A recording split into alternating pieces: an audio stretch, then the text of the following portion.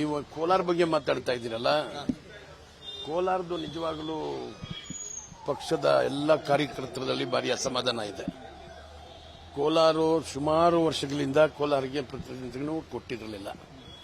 ಹೋದ ಸತಿ ಬೀಜೋದ್ರ district ಚಿಕ್ಕಬಳ್ಳಾಪುರ್ಗೆ doctor ಸುಧಾಕರ್ಗೆ ಕೊಟ್ಟರು. ಒಂಥರ ನಮಗೆ ಆಯ್ತಪ್ಪ, ನಮ್ಮ ಡಿಸ್ಟ್ರಿಕ್ಟ್ ಹಳೆ ಎಲ್ಲ ಜೊತೆಗಿದ್ದು ಅವರು ಕೋಲಾರ ಬಗ್ಗೆ ಎಲ್ಲ ತಿಳ್ಕೊಂಡಿದ್ದಾರೆ, ಅವರಿರೋದ್ರಿಂದ ಕೋಲಾರಿಗೆ ಅನ್ಯಾಯ ಆಗಲ್ಲ ಅಂತೇಳಿ ನಾವು ಅದೇ ರೀತಿ ಪಾಪ ಅವರು ಮಿನಿಸ್ಟರ್ ಆಗಿದ್ದಾಗ ಕೋಲಾರ ಬಗ್ಗೆ ಸಾಕಷ್ಟು ಕೆಲಸಗಳನ್ನು ಸಹ ಮಾಡಿದ್ದಾರೆ. ಅವ್ರ ಕೈಯಲ್ಲಿ ಆಗಿದ್ದಷ್ಟು ಸೇವೆಯನ್ನು ಮಾಡಿದ್ದಾರೆ.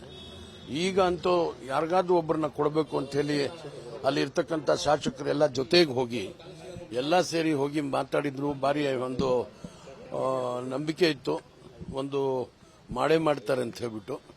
ಮತ್ತೆ ಈ ರೀತಿ ಮಾಡಿರೋದು ನಿಜವಾಗ್ಲೂ ನಮಗೂ ಸಹ ಭಾರಿ ದುಃಖ ಆಗ್ತಾ ಇದೆ. ಅದನ್ನ ಹೈಕಮಾಂಡ್ ಆಗಲಿ ನಮ್ಮ ಮಾನ್ಯ ಮುಖ್ಯಮಂತ್ರಿಗಳಾಗಲಿ ಅದರ ಬಗ್ಗೆ ಸಮಾಲೋಚನೆ ಮಾಡಿ ಏನಾದರೂ ಅವಕಾಶ ಮುಂದೆ ಆಯ್ಕೆ ಮಾಡಬೇಕಾದ್ರೆ ಜಾತಿ ಮತ್ತೆ ಪ್ರಾಂತ್ಯವನ್ನ ಮೆನ್ಷನ್ ಮಾಡಿದ್ದಾರೆ.